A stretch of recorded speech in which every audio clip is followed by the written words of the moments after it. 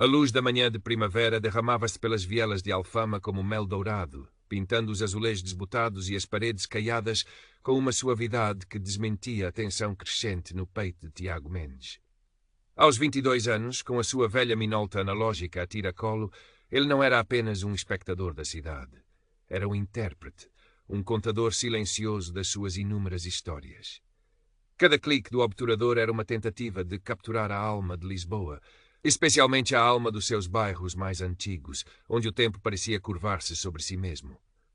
O cabelo crespo curto, bem aparado, emoldurava um rosto de traços finos e pele escura, herança da sua mãe cabo-verdiana. Os olhos castanhos, grandes e expressivos, escondiam por detrás de uma curiosidade faminta uma cautela aprendida à força, uma sombra de quem já sentira o peso de olhares que questionavam a sua simples presença. Naquele dia, o seu objetivo era modesto, mas vital: enriquecer o portfólio para a bolsa de estudo que poderia abrir-lhe as portas do conceituado curso de fotografia artística. Era mais do que um sonho. Era uma necessidade, uma forma de validar a sua paixão e talvez de escapar às estatísticas que pareciam predefinidas para jovens como ele, vindos da periferia. Vestia, como sempre, a sua armadura discreta.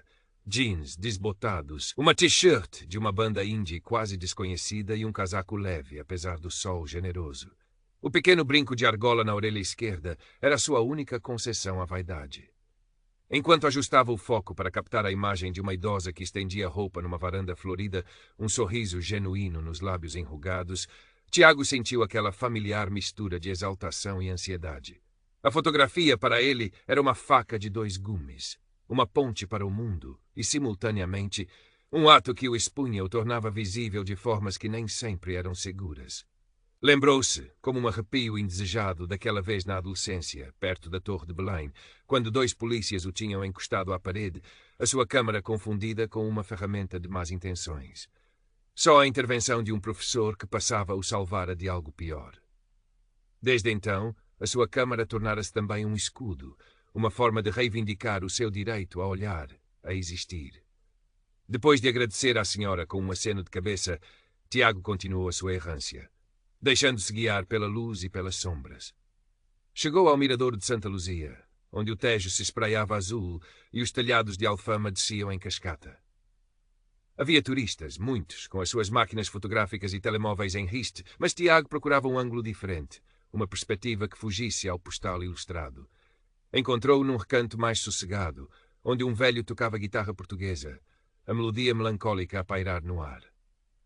Levantou a minolta, enquadrou o músico contra o fundo do rio, os dedos calejados nas cordas, a expressão absorta. Sentiu a composição perfeita, a história a desvendar-se na sua lente. O mundo à sua volta desapareceu. Havia apenas ele, a câmara e aquele instante de pura poesia urbana. Foi nesse momento de total absorção que uma voz áspera, carregada de uma autoridade que não pedia licença, o arrancou da sua bolha criativa. Então, ó artista, a chatear os turistas, é? Tiago sobressaltou-se, o coração a disparar. Virou-se e deparou-se com um homem alto, corpulento, na casa dos seus 50 anos. Não usava farda, mas a postura, o olhar frio e azul, o bigode espesso que lhe cobria o lábio superior, tudo nele gritava poder. O homem vestia um fato escuro, impecavelmente cortado, que parecia deslocado no ambiente boêmio de Alfama. Desculpe, conseguiu Tiago articular, a voz mais trêmula do que gostaria. O homem deu um passo em frente, o seu volume a diminuir o espaço entre eles. Estás a fazer o que aqui, com essa máquina? Tens ar suspeito. Andas a ver o que podes levar, não é? Um calor subiu pelo rosto de Tiago, uma mistura de raiva e humilhação. Estou só a tirar fotografias. Sou fotógrafo. Mostrou a minolta, como se a velha câmara pudesse advogar em sua defesa. O homem soltou um riso desdenhoso. Fotógrafo? Toda a gente com um telemóvel agora diz que é fotógrafo. Documentos. A palavra saiu como uma ordem, não um pedido. Tiago engoliu em seco. Sentia os olhares curiosos dos turistas a pousarem sobre si, a cena a transformar-se num espetáculo indesejado. Tirou a carteira do bolso traseiro das jeans e entregou o cartão de cidadão ao homem, que o analisou com uma sobrancelha arqueada. Tiago Mendes. Morador na Ameixoeira, não é? Um bocado longe para vir só tirar fotografias, não achas? A insinuação era clara, o veneno a pingar das palavras. Gosto de fotografar Alfama. A luz é boa. Tiago tentou explicar, a voz a falhar. Senti o pânico a instalar-se, a memória da abordagem na adolescência a voltar com força. A luz é boa para muita coisa, retorquiu o homem, devolvendo-lhe o cartão com um gesto de desprezo. De repente, tirou um pequeno porta-cartões de cabedal do bolso interior do casaco e mostrou um distintivo. Inspetor Ricardo Almeida, da Polícia de Segurança Pública. E agora quero ver o que tens nessa máquina. O estômago de Tiago revirou. Inspetor, estava em apuros sérios. A sua paixão, a sua forma de expressão, estava prestes a ser violada, transformada em prova de uma culpa que não existia. Inspetor, eu não fiz nada de mal. São só fotografias do bairro das pessoas. Isso sou eu que decido, cortou Almeida, o tom a endurecer. Ou me dás a máquina por bem, ou vai ser por mal. E acredita, miúdo, não vais gostar da segunda opção. Gente como tu, a vaguear por aqui com material caro, já conhece a história. Gente como eu. A frase ecoou na mente de Tiago, carregada de um peso que ele conhecia demasiado bem. Era a cor da sua pele, era o seu bairro na periferia, era tudo o que, aos olhos daquele homem, o tornava culpado antes de qualquer ato. A sua hesitação em entregar à Câmara o seu santuário era palpável. Nela estavam não apenas imagens, mas pedaços da sua alma, da sua visão do mundo. Almeida interpretou a hesitação como resistência. Com um movimento rápido e brutal, arrancou-lhe a minolta das mãos. O gesto foi tão inesperado que Tiago cambaleou para trás, um grito de protesto preso na garganta. "Eu não tenho direito." "Ah, agora já temos direitos?" O inspetor sorriu, um sorriso que não lhe chegava aos olhos frios. "Tenho o direito de investigar atividade suspeita. E tu, meu caro, és o epítome da suspeita." Começou a mexer na câmara, tentando abri-la, os seus dedos grossos a parecerem profanar o objeto sagrado. Tiago sentiu uma onda de pânico, os seus rolos, as suas composições, o seu trabalho. "Por favor, essa câmara é antiga. Tenha cuidado." "Cala-te", rosnou Almeida. "Considerando a tua atitude, acho que vamos dar um passeio até à esquadra, para esclarecer melhor esta tua paixão pela luz de Alfama." Agarrou Tiago pelo braço, a força do seu aperto a fazer o jovem estremecer. Alguns turistas pararam para observar, telemóveis apontados, sussurrando entre si. A humilhação era um ácido a queimar Tiago por dentro. Estava a ser arrastado como um criminoso, no meio daquela gente toda, apenas por querer capturar a beleza de um lugar que também era seu. A viagem até a Esquadra da Baixa, num carro discreto que Almeida chamara, foi um borrão de medo e incredulidade. O inspetor não disse uma palavra, apenas tamborilava os dedos no volante, assobiando uma melodia desafinada, como se estivesse perfeitamente satisfeito com o desenrolar dos acontecimentos. Tiago olhava pela janela, as ruas familiares de Lisboa parecerem agora hostis, distantes. Sentia-se sujo, violado. A sua única preocupação era a sua câmara, agora no banco do passageiro ao lado de Almeida e os seus rolos de filme expostos. A esquadra era um edifício antigo, imponente, com um ar sombrio que parecia sugar a luz do dia. Por dentro, o cheiro a desinfetante e a papel velho pairava no ar. Agentes uniformizados passavam apressados, olhares indiferentes ou carregados da mesma suspeita que Tiago vira nos olhos de Almeida. Ninguém o olhava como uma pessoa, mas como um problema, um número. Foi conduzido a uma pequena sala de interrogatório nua e fria, com uma mesa de metal e 2 cadeiras. Almeida sentou-se à sua frente, a minolta pousada entre eles como um troféu de caça. "Então, Tiago Mendes da Michoeira", começou o inspetor, recostando-se na cadeira, os braços cruzados sobre o peito largo. "Vamos lá conversar a sério. O que é que andavas mesmo a fazer em Alfama? Aquela conversa de fotógrafo não me convence." "É verdade, inspetor. Eu sou fotógrafo amador. Estou a preparar um portfólio para uma bolsa." Almeida interrompeu com um aceno desdenhoso da mão.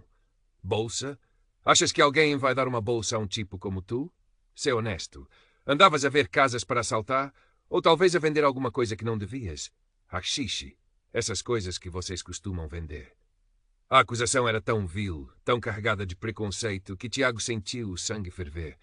"Eu não sou nenhum criminoso. Eu não uso drogas nem vendo nada. Sou um estudante, um artista." "Artista?" Almeida riu-se alto. "Essa é boa. Mostra-me lá essa tua arte." Pegou na câmara e, com uma brutalidade calculada, abriu o compartimento traseiro, expondo o rolo de filme à luz impiedosa da sala. Tiago deu um salto na cadeira. "Não, o filme. Vai estragar tudo." "Ups", disse Almeida, com um falso ar de inocência. "Acho que a tua arte acabou de ir pelo cano abaixo. Que pena." Puxou o rolo de filme, deixando-o desenrolar-se sobre a mesa, uma fita brilhante de imagens perdidas, de momentos roubados. De qualquer forma, não devia ter nada de jeito aqui. Só lixo como tu. As lágrimas vieram aos olhos de Tiago, lágrimas de raiva, de impotência, de profunda tristeza pela perda do seu trabalho e pela crueldade daquele homem. Sentia-se esmagado. Enquanto isso, noutro ponto da cidade, a preocupação de Sofia Antunes, a melhor amiga de Tiago, atingia o auge. Tiago nunca se atrasava tanto sem avisar. Nunca deixava o telemóvel desligado por tanto tempo. Tinha-lhe falado da sua sessão fotográfica em Alfama naquela manhã. Depois de ligar insistentemente e só ouvir a voz da operadora, Sofia contactou Lourdes, a mãe de Tiago. A voz de Lourdes, geralmente forte e resiliente, estava carregada de um pânico que Sofia raramente ouvira. Ele não está em casa, Sofia. O meu coração está apertado. Algo aconteceu ao meu menino. Sofia, apesar do seu próprio medo, tentou ser a voz da razão. Calma, tia Lourdes. Eu vou tentar saber de alguma coisa. Ele deve estar bem. Talvez tenha ficado sem bateria. Mas as suas palavras soavam ocas até para si mesma. Lembrou-se de um pequeno coletivo de ativistas dos direitos humanos que conhecera num debate na faculdade de jornalismo. Talvez eles pudessem ajudar, ou pelo menos aconselhá-la.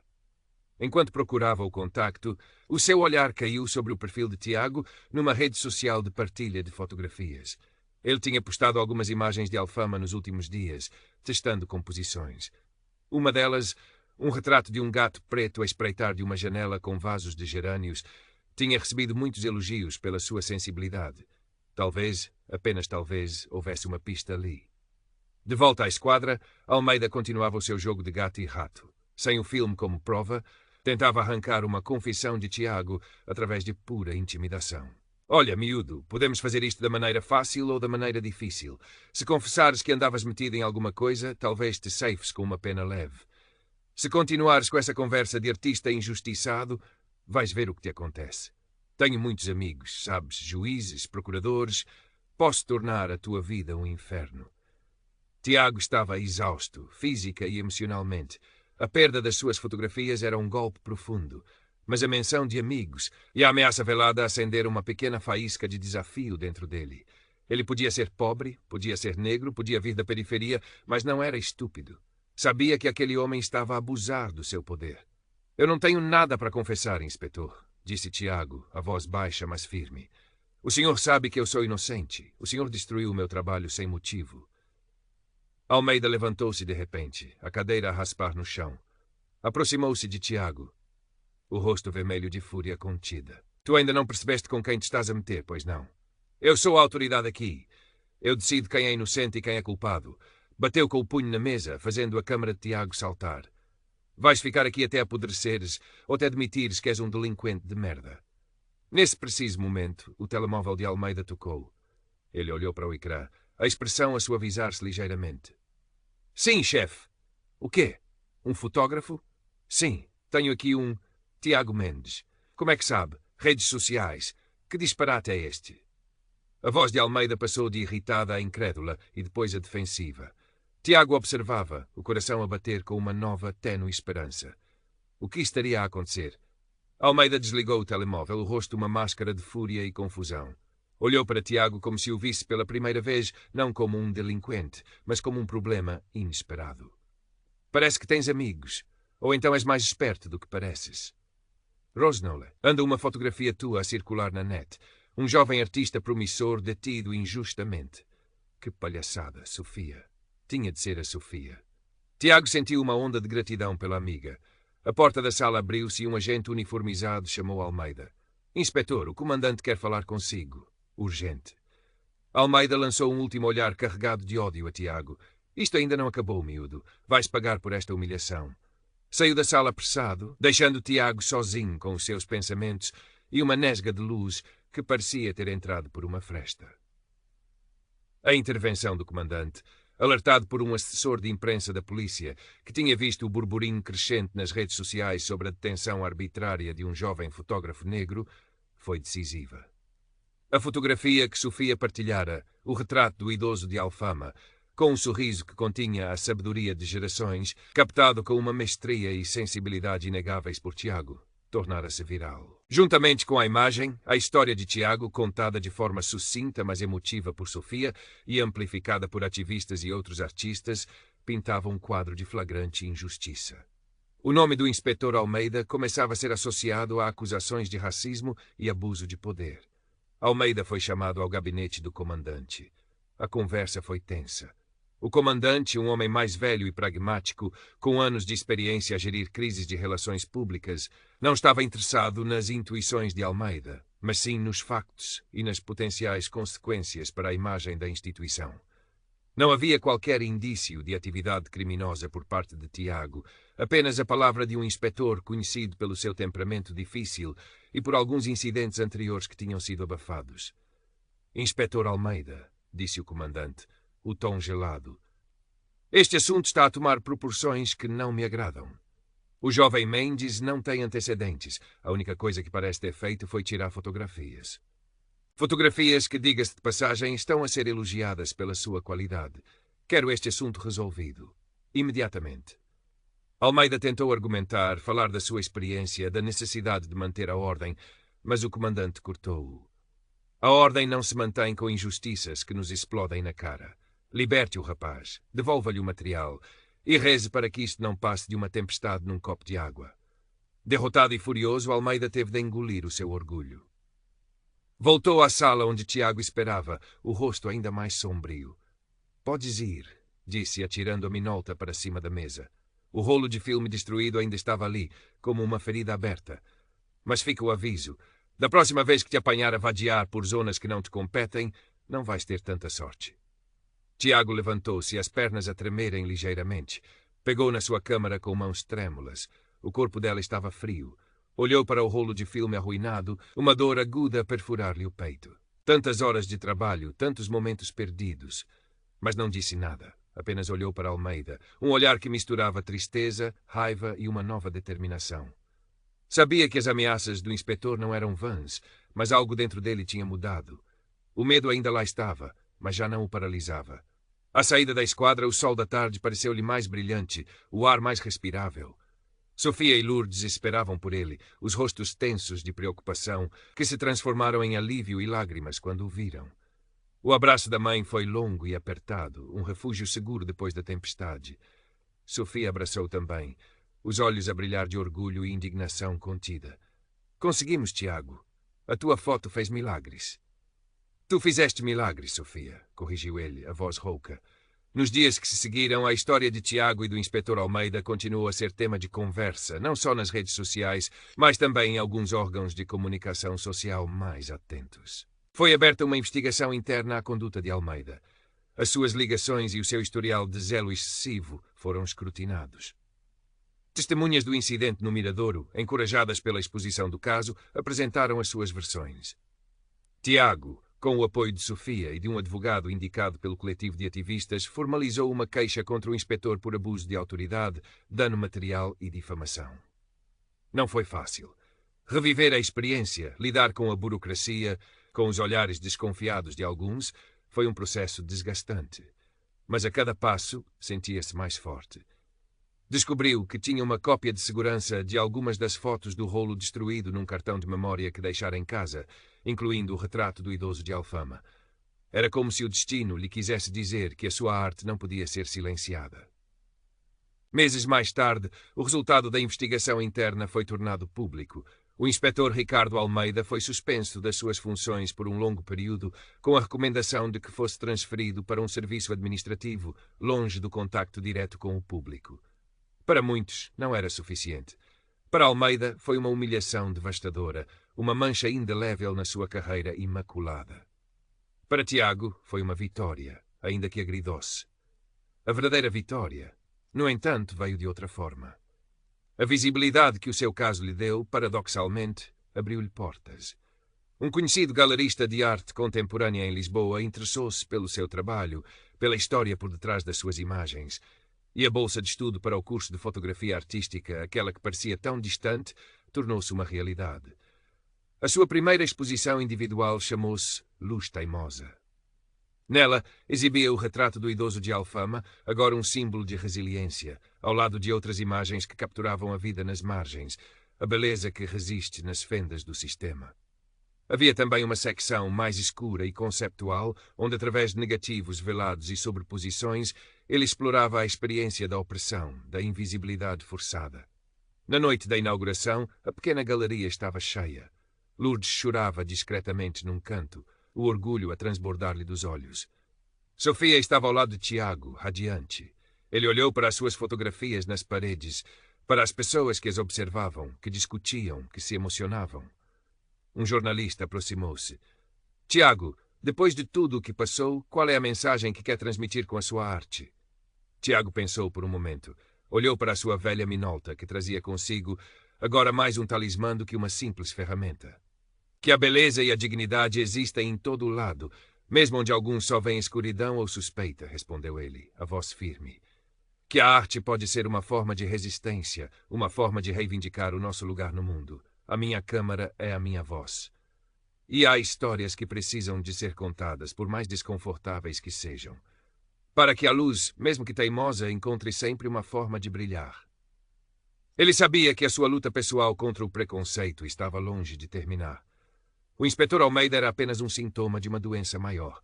Mas naquela noite, rodeado pelos seus, pela sua arte, pela sua comunidade, Tiago Mendes sentiu pela primeira vez em muito tempo que não estava sozinho.